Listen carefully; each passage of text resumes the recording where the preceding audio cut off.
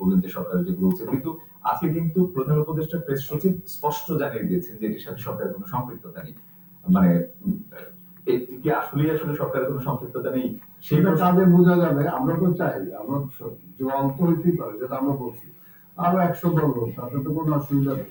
এবং যে কোনো দল ঘোষণা দিতেই পারে, যে কোনো দল যে কোনো ঘোষণা দিতেই পারে। আর পিপুলস মানে পারসেপশনটা যদি তার পক্ষে যায়, তাহলেই না সেটা মানে জনগণের ম্যান্ডেট হবে। এর আগে তো সেটা ম্যান্ডেট না। আমি একটু মাহমুদুর রহমান নানা, আপনি কি বলবেন যে আসলেই কি একটি সর্বজনীন হয়ে উঠতে যাচ্ছে এই ঘোষণাপত্র, নাকি আরো বেশি বিভাজনকে স্পষ্ট করে তুলবে?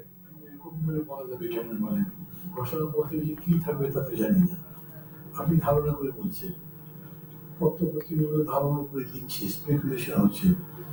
আমি যেমন আজকে যেটা পেয়েছি সেটা হলো মানে হোয়ারাস লিবারেশন ওয়ার এই হয়েছে, হোয়ারাস আন্দোলনে যেটা হয়ে গেল এই হয়েছে, হোয়ারাস জনগণের এরকম পরিমাণে এইগুলো বলে তারপরে বলা হয়েছে যে এইটাকে ধারণ করতে হবে। এবং সেজন্য বর্তমান সরকারের জায়গাতে একটা নামকরণ করেনি তারা, কিন্তু সেটা ভেঙে দিয়ে একটা অন্তর্বর্তী সরকার গভর্নমেন্ট অফ নেতৃত্বে, যেখানে রাজনৈতিক দলের প্রতিনিধিরা থাকবে, সিভিল সোসাইটির প্রতিনিধিরা থাকবে।